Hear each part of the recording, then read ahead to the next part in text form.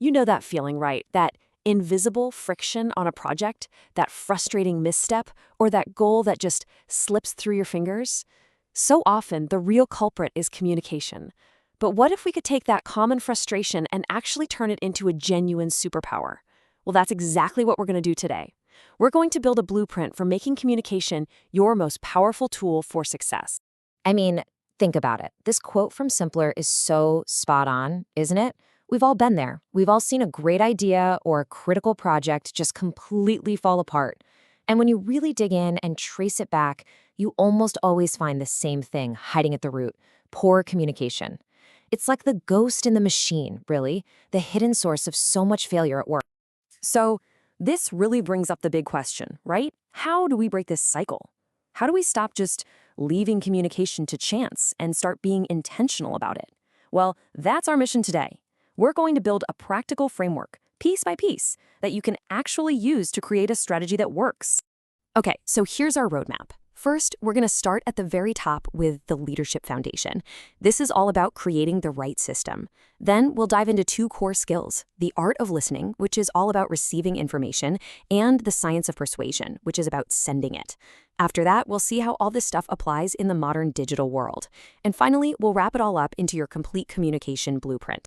All right, first up, the leadership foundation. And look, this part is absolutely crucial because you can have all the individual skills in the world, but they can only take you so far.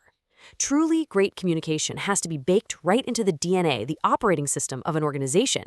And that system, it's always driven from the top. So, just how big is this problem? Well, get this. Research from MIT found that only 13%, just 13%, of frontline managers can actually name their company's top strategic priorities. Let that sink in for a second. That is a staggering disconnect. It points to a fundamental failure of alignment, and it all starts with how information is flowing, or maybe how it's not flowing through a company. The fix for this really is to shift the entire model. The old waterfall approach, that's a one-way street. Information just cascades down from the top, and there's really no room for feedback to come back up. It's slow, it's rigid. Think of it like those old yearly software releases. But the agile approach? That's a whole different ballgame.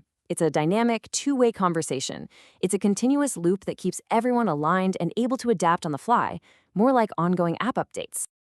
Okay, so once we have the right system in place, it's time to zoom in on the first core individual skill. And honestly, this might just be the most underrated superpower in the entire professional world.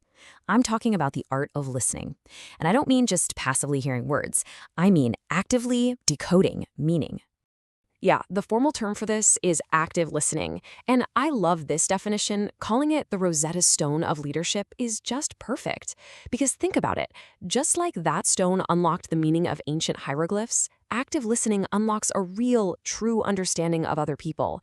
It's a conscious choice you make to tune into the whole message, not just the words, but the tone, the body language, the pauses, everything. Now, this might sound a little abstract, but it's actually a skill you can learn. Dr. Robert Bolton breaks it down into three parts. First, you've got attending skills. That's your nonverbal stuff, showing you're actually focused.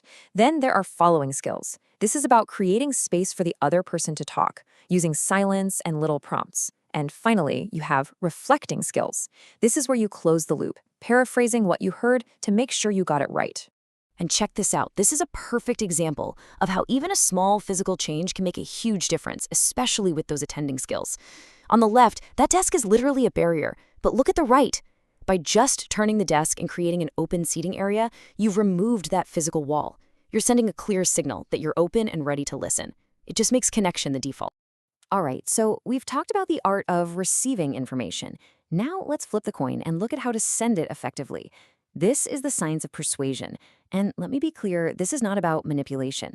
It's about ethically and clearly moving people to action for a shared goal. Effective persuasion always starts with the messenger, with you. Just think for a second about a speaker who totally captivated you. I bet they weren't just credible or smart. They were probably also really sincere. You could feel their passion, they showed empathy, and they were just likable, right? It's that whole package that builds real trust and makes people want to listen. And the great thing is, this isn't some magical art. It can be broken down into a simple, repeatable process called the need satisfaction model. It's just 4 steps. Step 1, grab their attention. Step 2, establish the need, spell out the problem. Step 3, provide satisfaction. This is your solution and why it's great. And finally, step 4, a clear call to action. That's it. Attention, need, satisfaction, action. Okay, so we've got these powerful skills, listening and persuasion. Now we have to apply them where most of us work and communicate today, online.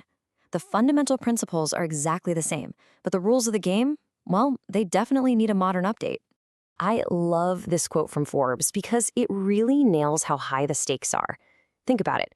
In a world of nonstop emails, Slack messages, and Zoom calls, your digital etiquette makes a way bigger impression than knowing which fork to use. Every single message you send is either building or hurting your professional reputation. Okay, here's a classic example we've all seen. Sending a message that just says, "Can I ask you a question?" It's a real pet peeve for a reason. It puts all the mental work on the other person. They have to stop what they're doing and wonder, oh man, what is this about? The better way is so much more respectful. Just get straight to it. I have a question about the Q4 report. Do you have 5 minutes? It gives context, it sets expectations, and it's just efficient. And it's the same thing with using too much slang.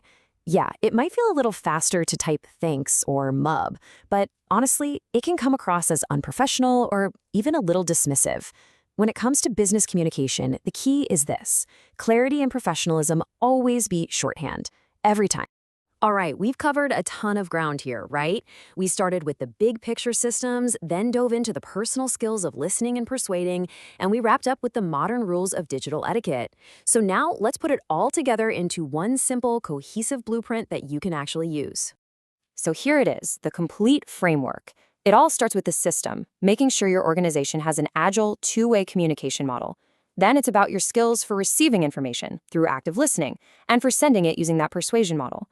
And finally, it's all about applying these in the right arena, the digital world. This isn't just a recap. It's a powerful framework you can use to build better relationships and get way better results. So I'm going to leave you with one final question, a challenge, really. Looking at this blueprint, what is the one skill you're going to practice this week? Just one. Maybe it's focusing on not interrupting in your next meeting, or maybe you'll try structuring an important email using that attention, need, satisfaction model. Whatever it is, just pick one, because that's where the real change starts. Thanks for coming along.